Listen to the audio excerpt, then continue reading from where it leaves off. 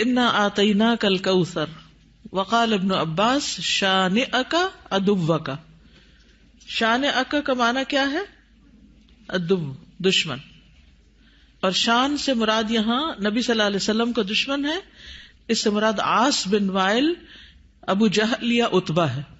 لیکن عام معنی یہ کہ قیامت تک جتنے بھی لوگ رسول اللہ صلی اللہ علیہ وسلم کے دشمن ہیں، چاہے وہ آپ کے دور میں تھے یا بعد میں آئے، وہ سب انجام کے اعتبار سے خائب و خاسر ہیں، نامراد ہیں.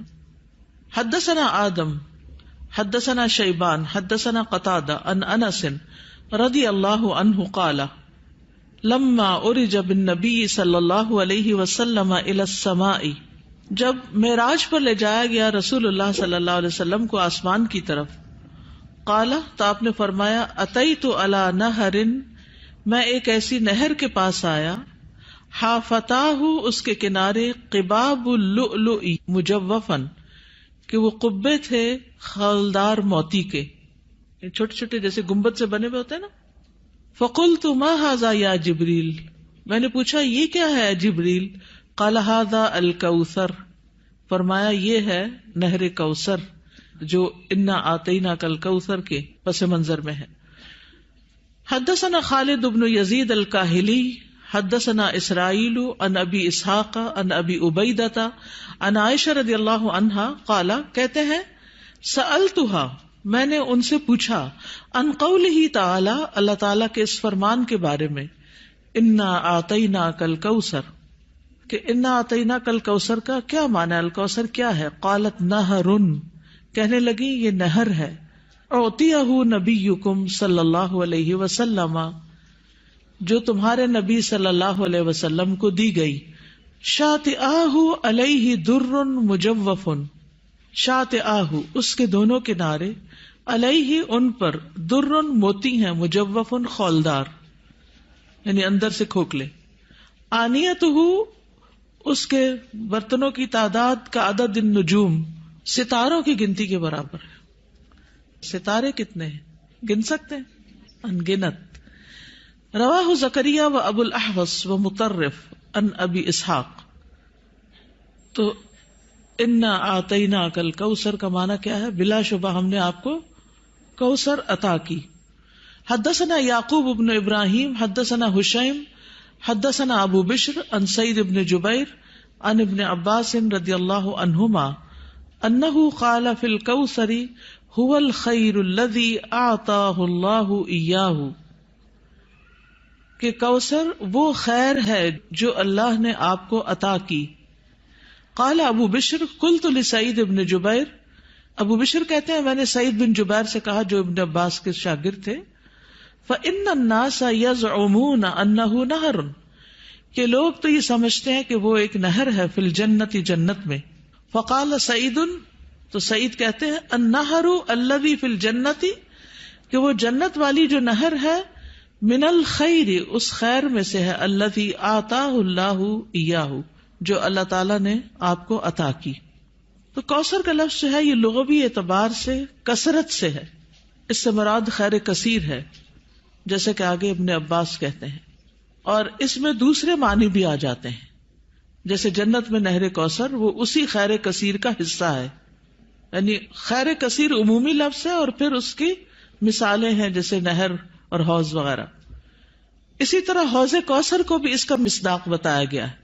اہل ایمان جنت میں جانے سے پہلے رسول اللہ صلی اللہ علیہ وسلم کے دست مبارک سے اس کا پانی پیئیں گے. اس حوض میں پانی جنت والی نہر سے آ رہا ہوگا، اس طرح تطبیق ہو جاتی.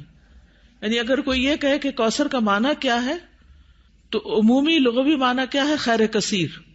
اور نبی صلی اللہ علیہ وسلم کو اوور آل خیر کثیر ہی عطا کی گئی تھی. اور پھر خصوصی معنی کیا ہے؟ نہر کوثر اور حوض کوثر. حوض کوثر میدان حشر میں ہے، جس سے پانی آئے گا کہاں سے؟ نہر کوثر سے. اور نہر کوثر کہاں ہے؟ جنت میں ہے. اسی طرح آپ صلی اللہ علیہ وسلم کو دنیا میں جو بلند مقام ملا اور آپ کا ذکر کثیر ہوا اور آپ کو فتوحات نصیب ہوئی، یہ سب بھی خیر کثیر میں شامل ہے. دنیاوی اعتبار سے کیا کیا ہے خیر کثیر میں شامل؟ فتوحات، بلند مقام اور ذکر کثیر. نہر کوثر کی خوشخبری سن کر آپ صلی اللہ علیہ وسلم بہت خوش ہوئے تھے. صحیح مسلم کی روایت ہے, حضرت انس کہتے ہیں کہ ایک دن رسول اللہ صلی اللہ علیہ وسلم ہمارے درمیان تشریف فرما تھے.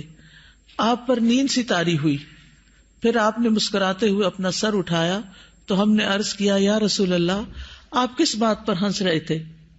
تو آپ نے فرمایا, مجھ پر ابھی ایک سورت نازل ہوئی.